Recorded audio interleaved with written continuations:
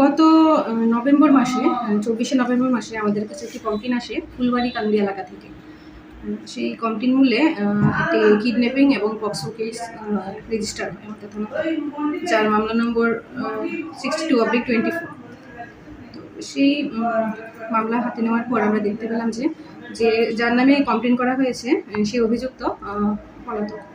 তারপরে গত 24/3/2025 আমরা একটা টিম ব্যাঙ্গালোরে যাই এবং সেখান থেকে অভিযুক্তকে গ্রেপ্তার করে কালকে গভীর রাতে থানাতে নিয়ে আসা। যে অভিযুক্ত তার নাম কি? রুবেল আলী। বাড়ি কোথায় তার? বাড়ি সায়দাবাদ। আজকে ওকে আপনারা আদালতে প্রেরণ করবেন।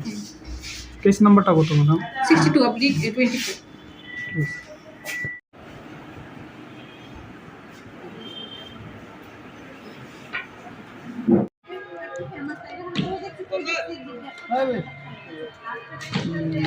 এটা